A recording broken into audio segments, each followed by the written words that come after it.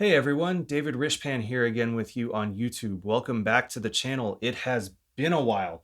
It has been a while since I've been in this space. It has been a while since I've offered a lesson video. If you've been following the channel, you might already know why. If you've been following my Instagram, you will definitely know why. So part of this video is going to be catching you up on where I've been, why there hasn't been a ton of content, a ton of lesson videos lately, and then we're going to jump into the lesson. They are both related subjects, actually, but if you want to just jump to the lesson, I will leave a timestamp here. And while you're down there clicking around, please click like and subscribe if you haven't done so already. It really helps the channel.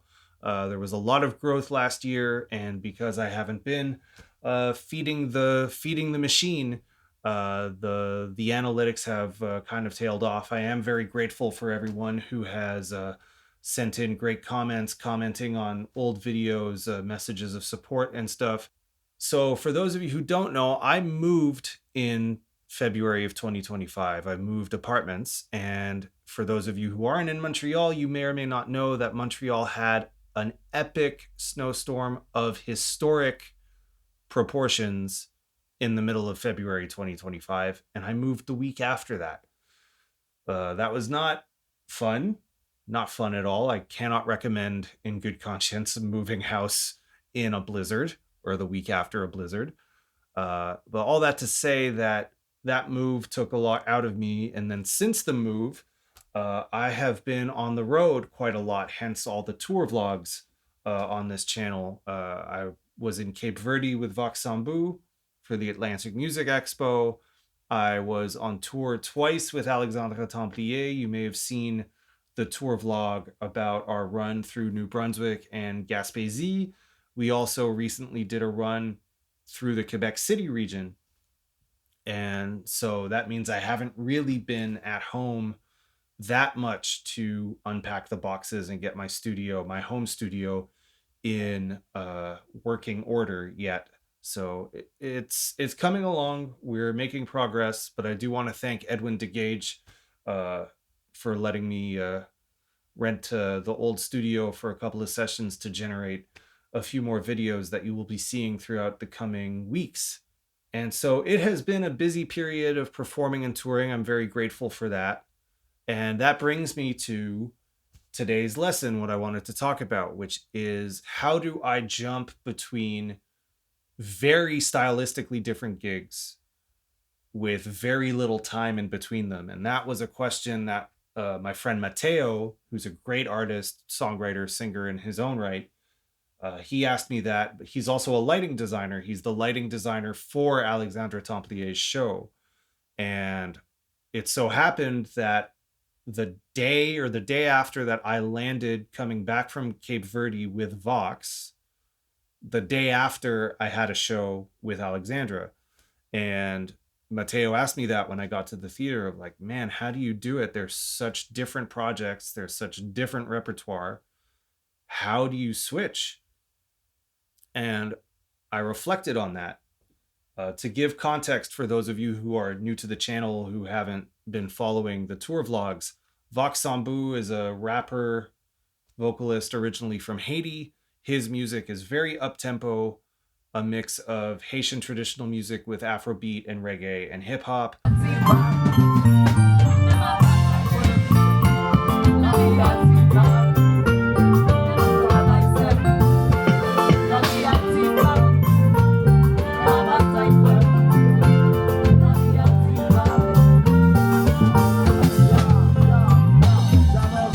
I'm playing primarily Rhodes and B3 and a little bit of synth. I play standing up. It's a very high energy gig. And then Alexandra Templier's show, is rooted in flamenco. I'm playing grand piano and triggering samples. Je crois à ce pouvoir du chant. Je crois au pouvoir de la poésie. Reprends la parole. Chante toi aussi.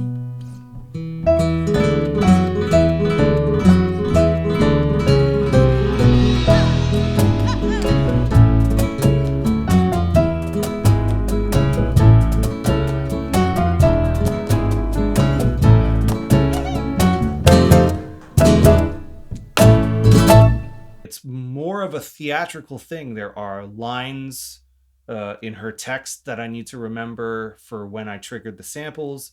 There are cues as to when each song starts. There's a lot of free improvisation.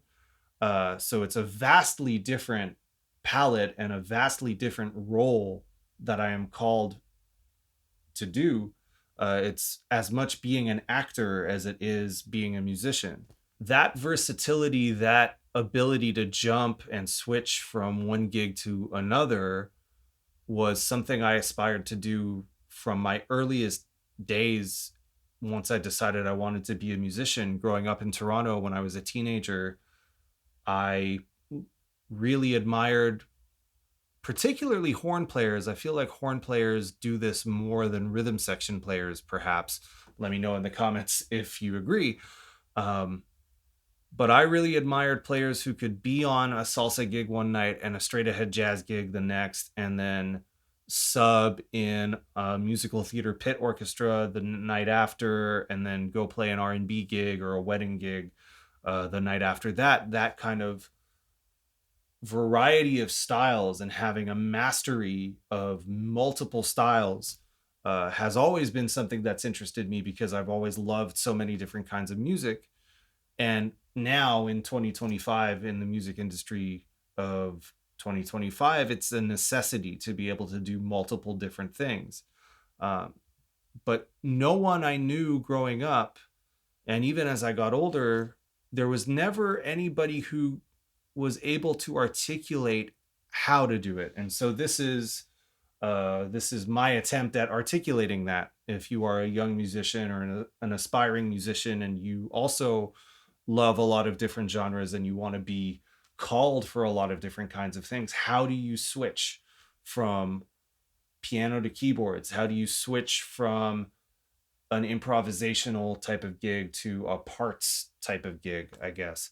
There's two elements to this answer. There's two things that you need to consider. One is very technical, very physical, and then the other is philosophical. So let's get the technical part of it out of the way. Um, I do find if I haven't been playing grand piano for a long time, that when I go back to a grand piano, I definitely feel it in my forearms and in my wrists and in my fingers. If I've been playing keyboards for an extended period of time without ever getting any practice time on a grand piano, the next gig when I go back to a grand piano, I definitely feel it in my hands. And so if I know that I have a grand piano gig coming up while I'm on the road playing keyboards, I will try to find a piano store on the road or a university, high school, anywhere with a grand piano, and I will try to get some hours in, try to get some practice time in so that I don't lose the muscle memory of playing a grand piano. On a gig, I don't really notice the action difference between playing a Rhodes or playing a grand piano, playing synth, because they're all different instruments to me anyway. They all serve different roles in the music. I play them differently depending on what the instrument is and what the song calls for in that role. So it's not such a big deal, really, on a single gig to switch back and forth between piano and Rhodes and B3 and synth. That's what the music is calling for. Mentally, philosophically, I guess the best comparison is the different clothes we wear in all the different facets of our lives. You know, what I would wear in a gym and what is appropriate to wear in the gym is not appropriate to wear to a corporate job interview, is not appropriate to wear to a wedding. I think we all instinctively know that. We all know that in how we speak. The way we speak to our boss is not the way we speak to our significant other necessarily. Musically, it's the same sort of thing. It's I'm putting on, I don't want to say I'm putting on the costume, but I'm putting on the clothes and the musical vocabulary that belongs to that gig, that belongs to that music. And the instruments as well are part and parcel of it. I should also say that going from Vox Sambu's gig to Alexandra Templier's gig, it's two gigs that have been touring extensively and that I know pretty well. I've been playing with Vox since the beginning of his solo project for nearly 15 years. And with Alexandra, given the extensive touring we've done in the past couple of months, that show is still fresh and under my fingers. If it were further away in my memory and in my fingers, I would definitely try and carve out some practice time on the road. And I would definitely bring the charts or build a playlist of the tour repertoire so that I could listen on the road in my spare time or downtime on the road. I want to reiterate the point that in my conception, I'm often playing the sound and just hearing acoustic piano and feeling the grand piano mechanism under my fingers, as opposed to playing a synthesizer or playing B3. That's oral and physical feedback that I'm getting. And so I'm playing the sound, I'm playing the song, I'm playing the music, I'm playing what the song or the show requires me to play.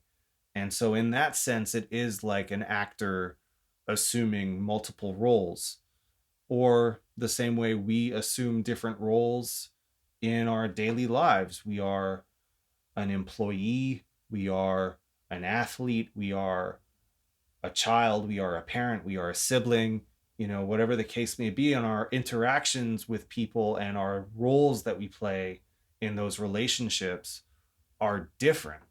And it's the same thing jumping from gig to gig. So if you think of it that way, that it's a different relationship, a different role you have to play, then it's a little bit less daunting because we have references about how to do that in our day to day life.